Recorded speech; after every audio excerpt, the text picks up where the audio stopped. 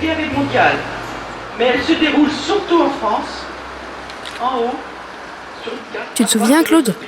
Comment oublier ce jour? Ben oui, maintenant je le sais, c'était ton anniversaire. Ce n'était vraiment pas ça le plus important. C'était la commémoration de la fin de la guerre de 14. C'était surtout notre première rencontre, mon petit Nathan. En fait, je peux te le dire maintenant, c'était la première fois que j'assistais à ce genre de cérémonie. Pourquoi tu étais venu? Tu ne m'as jamais dit. Ben, le prof d'histoire en avait parlé 3 jours avant. Et puis, quand même, je peux pas te dire pourquoi, mais j'aime bien cette guerre. Enfin, aimer, c'est pas le bon mot. Elle te fascine, elle te touche, elle t'émeut peut-être. Ben, je sais pas.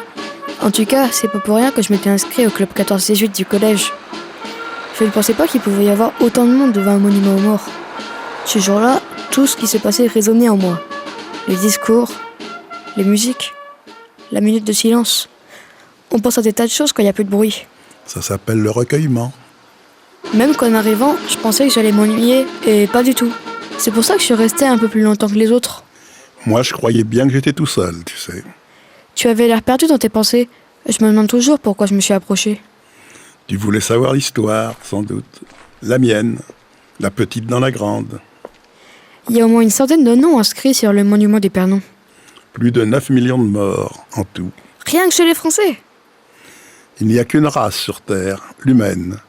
Quant à la douleur, elle est apatride. Ton chagrin à toi porte un nom. Il s'appelait Octave Aubry, et c'était mon grand-père.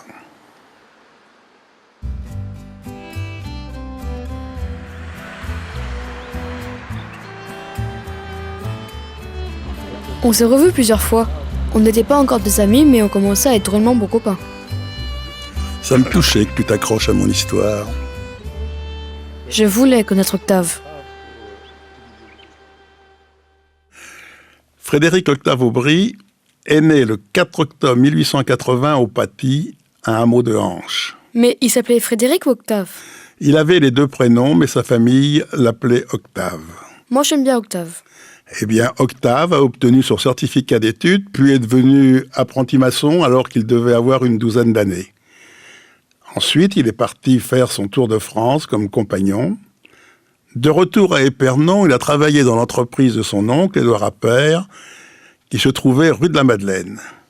Puis il est parti faire son temps, comme on disait à l'époque, dans l'infanterie à Chalon-sur-Marne, de novembre 1901 à septembre 1904. 3 ans d'armée. Tu t'imagines un peu? Ce n'était pas rien dans la vie d'un jeune homme. Son service terminé, il est revenu travailler chez son patron à Épernon. Je pense que c'était un bon ouvrier parce qu'Édouard Appert comptait bien lui céder son entreprise un jour ou l'autre. D'autant qu'Octave s'était fiancé avec la nièce de son patron, la jeune Germaine Dubois, qui était de Gazeran. Il l'a épousée le 6 juin 1908 à Épernon. Il avait 28 ans et la jeune mariée en avait 20. Le couple s'est installé dans une maison, rue de la Madeleine. Leur première fille, Lucienne, dite Lulu, est née le 11 février 1911. C'était ta maman? Exactement. Quand on regarde les photos anciennes, on a l'impression que les gens sont heureux. C'est vrai ce que tu dis. Même si l'on sait qu'à l'époque, l'existence était souvent pénible. Avec le recul, on pourrait presque y déceler une joie de vivre, une forme d'insouciance. Ce n'est peut-être que la magie de l'image et du temps qui veulent ça. Personne ne pensait à la guerre. La dernière remontait à 1870. Certains gardaient en mémoire l'Alsace et la Lorraine avec un esprit de revanche. Alors, peut-être qu'on s'attendait à une guerre, mais je ne suis pas sûr que le monde s'attendait à ce qui allait suivre.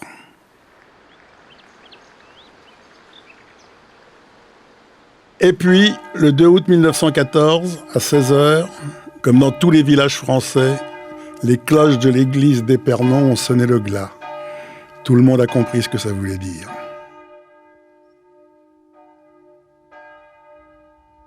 À partir de cette date, tu m'as dit que tu ne savais plus grand-chose sur Octave. Il me restait quelques lettres envoyées à ma grand-mère, son cahier de chansons, son couteau avec sa chaîne, son porte-monnaie, une photo, un peigne à poux, tout un trésor sentimental. Je me souvenais avoir vu un militaire à Épernon lors d'une conférence il y a 3 ou 4 ans.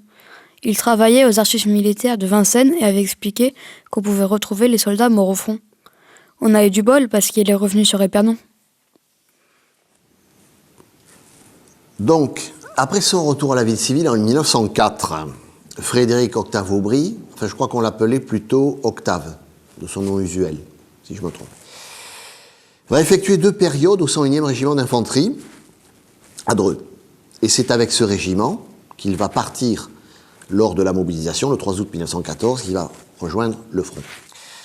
Alors au cours de l'année qu'il va passer dans ce régiment, il va connaître le baptême du feu d'abord dans la Meuse, puis ça va être les différents fronts de Belgique, la retraite des Ardennes, l'arrêt de l'offensive allemande et ensuite la contre-offensive de la Marne,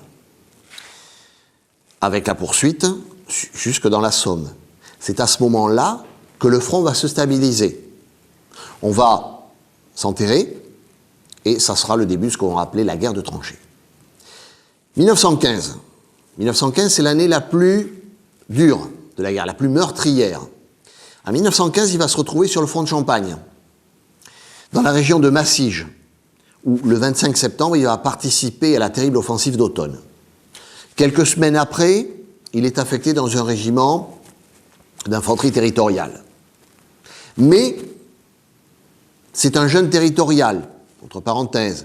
Donc on le réaffecte de nouveau, quelques semaines après, dans une unité de réserve d'actifs, le 205e régiment d'infanterie. Il va donc recombattre un petit peu en Champagne, puis il va se retrouver à nouveau dans la Somme.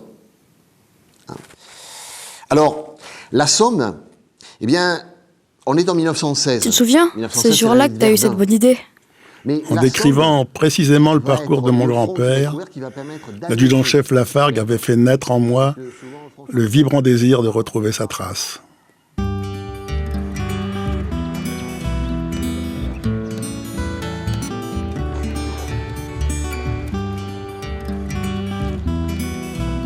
Tu m'as demandé si je voulais te suivre dans les pas d'Octave. Sans toi, je n'aurais peut-être pas eu le courage d'y aller.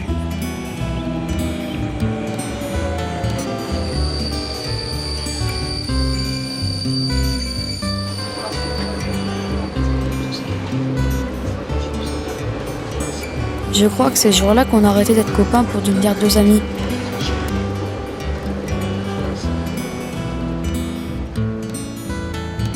Pendant le trajet, j'ai regardé le cahier de chansons d'Octave.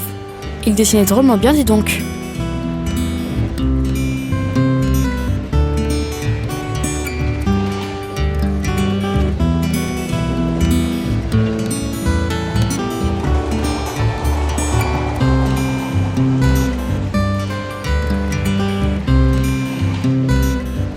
On est allé jusqu'à Paris, puis on a encore changé 2 fois de train avant d'arriver dans la Somme.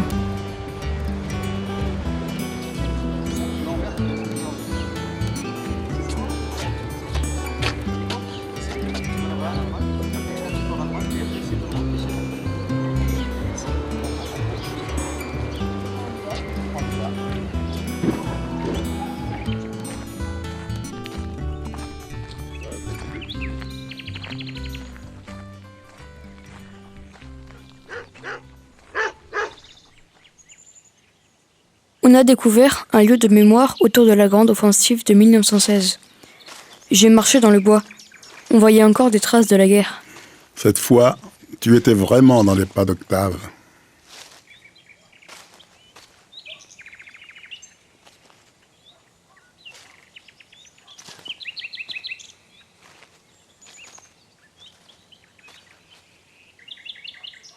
Nous étions seuls et pourtant, je sentais comme une présence.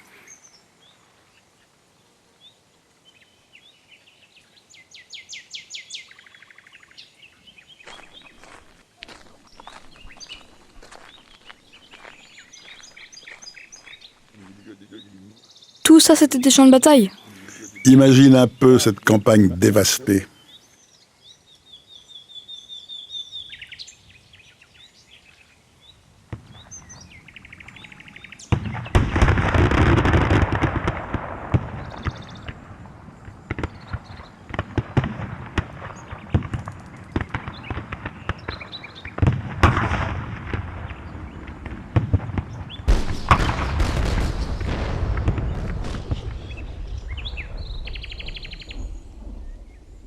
Il n'est jamais revenu à Épernon?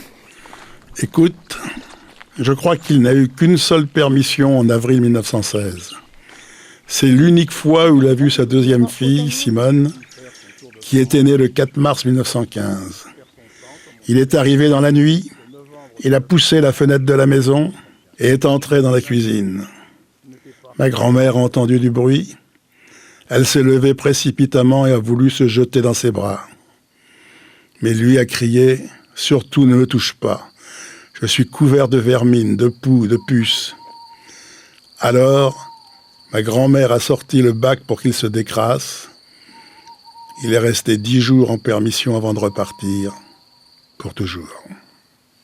Octave Aubry est tué le 3 août 1916 à Soyecourt. Un camarade de tranchée d'Octave a écrit à ma grand-mère. Aux armées, le 9 août 1916. Chère madame, c'est avec beaucoup de peine que je vais vous annoncer la mort de votre mari, votre camarade estimé. Je vais vous dire la vérité, car je sais, madame, que c'est dur pour une épouse d'apprendre une nouvelle si triste. Votre mari a été tué sur le coup par un éclat d'obus à la tête et n'a pu prononcer une parole. Il est enterré dans le petit bois entre Faucocourt et Estrée. J'ai assisté à l'inhumation. Il avait sur lui son couteau avec sa chaîne et son porte-monnaie contenant la somme de 25 francs. Ces objets vous seront remis. Je m'en voudrais pas de vous annoncer cette triste nouvelle, mais c'était convenu entre nous. Après la guerre, ils ont relevé Octave de sa sépulture provisoire et l'ont transféré à la nécropole nationale de Maucourt.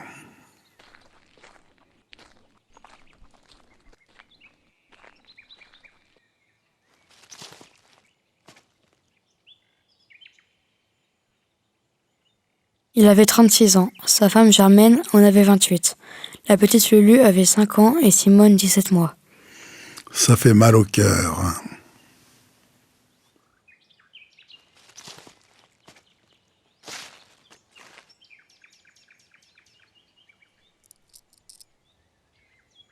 Pourquoi m'as-tu offert son couteau?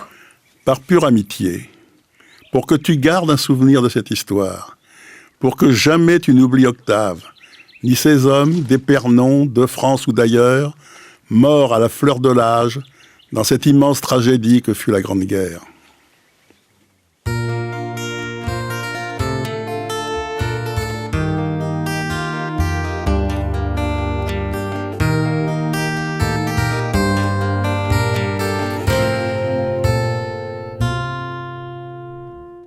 Je voulais voir son horizon, le bleu du ciel sans la mitraille, après la funeste oraison, au cœur de l'immonde bataille.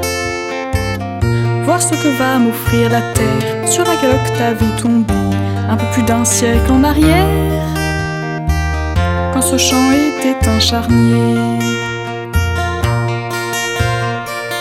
Loin d'une officielle licence réglementaire, au champ d'honneur, je viens rechercher l'innocence d'un jeune homme touché en plein cœur. Je ne sais pourquoi je le vois fier, je le vois beau, je le vois fort, avant qu'il ne grave dans la pierre son nom au monument aux morts. Du temps où le monde perdit la face lors de l'indigne tragédie, je veux pas suivre l'horreur à la trace d'une dernière comme ils ont dit. Loin d'une officielle licence réglementaire, au champ d'honneur, je viens rechercher l'innocence d'un jeune homme touché en plein cœur.